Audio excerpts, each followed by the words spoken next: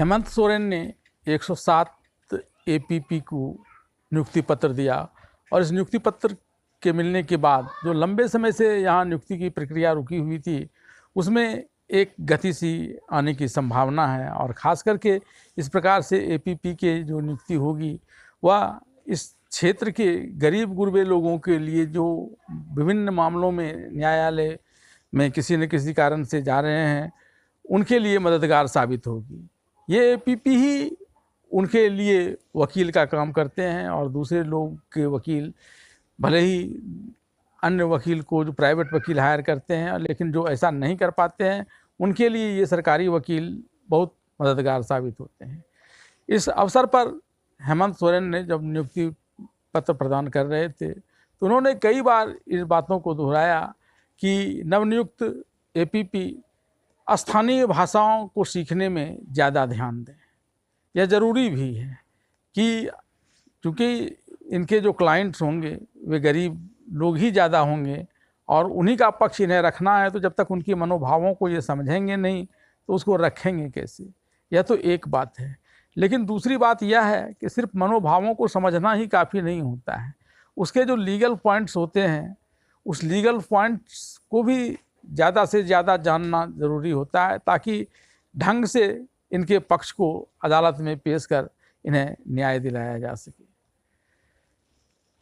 आमतौर पर यह देखा जाता है कि जब लोग कहीं नौकरी में रहते हैं या ऐसे भी बसोवास करते हैं तो वे वहाँ की स्थानीय भाषाओं को स्वतः सीख लेते हैं। इसके लिए कोई विशेष प्रशिक्षण की आवश्यकता नहीं पड़ती है। लेकिन यहाँ इन एपीपी को तो प्रशिक्षण भी दिया जाना है, तो उस दौरान भी स्थानीय भाषाओं को इनके समक्ष रखकर इन्हें समझाया जा सकता है, सिखाया जा सकता है।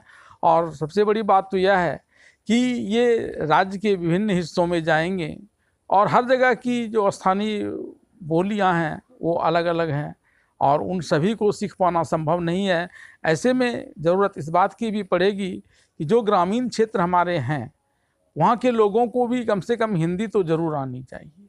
जब इस बात स्थानीय भाषा पर जोर दे रहे थे हेमंत सोरेन तो उन्होंने एक बात का खुलासा किया कि झारखंड में कई क्षेत्र अब भी ऐसे हैं जहाँ लोग हिंदी तक नहीं जानते हैं, वे सिर्फ अपनी ही भाषाओं को, स्थानीय भाषाओं को जानते हैं। अब बताइए कि जब दुनिया इस तरह से विकास कर रही है, तेज़ी से विकास हो रहा है, हमारे देश में लोग विदेशी भाषाओं को सीख रहे हैं और उनमें रोज़गार के भी अवसर हैं, तब हेमंत सोरेन इस बात को बोलकर कि हमारे राज्य में कई गांव ऐसे हैं जहां लोग को हिंदी तक नहीं आती है, ये वो अपना बिड़प्पन बता रहे हैं या फिर ये दिखा रहे हैं कि उनकी सरकार किस तरह से नकारा रही है कि जो उन ग्रामों तक हिंदी भाषा को नहीं पहुंचा पाई है। हिंदी भाषा हमारी राष्ट्रभाषा भी है और इस विकल्प के रूप में इसे प्रत्येक विद्यालयों में पढ़ाया जाना है। तो क्या उन क्षेत्रों में विद्यालय नहीं है जहाँ के लोग हिंदी नहीं समझ पा रहे हैं? आपने अंडमान के ओंगी समुदाय का नाम सुना होगा। वो बाहरी दुनिया से एकदम से कटे से रहते हैं और इसलिए उनका विकास भी नहीं हो पाता है, यहाँ तक कि वो विलुप्ति के कगार पर पहुँच गए हैं। और अगर ऐसी स्थिति झारखंड के जिन गाँवों की चर्चा हेमंत सोरेन कर रहे हैं तो क्या वे विलुप्ति के कगार पर नहीं पहुँच जाएंगे? अगर वे अपने गाँव तक ही सीमित रहेंगे, क्योंकि जैसे ही वे बाहर जाएंगे तो वे कम से कम हिंदी तो ज़रूर बोलेंगे। भारत का कोई भी कस्बाई गांव अब ऐसा नहीं रहा जहां हिंदी नहीं बोली जाती है और उत्तर भारत में तो खासकर एक भी अपवाद इसके नहीं मिलेंगे।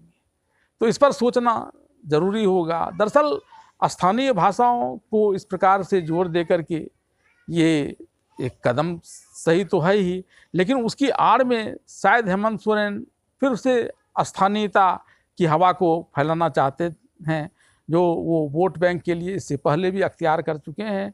और 1932 के खतियान आधारित स्थानीयता को उन्होंने अपने मेजॉरिटी के बल पर पास करा दिया था, लेकिन राज्यपाल के रूप में रमेश बैस ने उसे वापस कर दिया।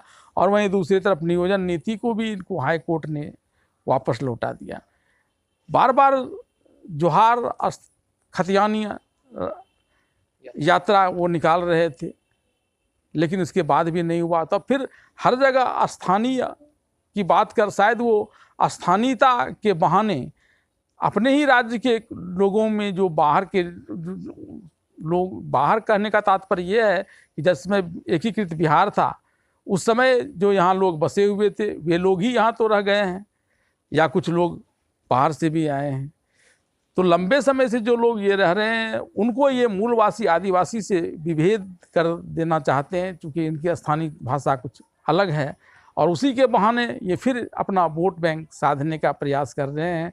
ज़रूरत इस बात की है कि वोट बैंक की आड़ में कम से कम लोगों का विकास को अवरुद्ध न करें। ऐसे लोग जो हिंदी नहीं बोल पा रहे हैं किसी गांव में, उनकी क्या मजबूरी है, वे योजनाओं का लाभ ले पा रहे हैं या नहीं ले पा रहे हैं, यह भी देखना जरूरी होगा।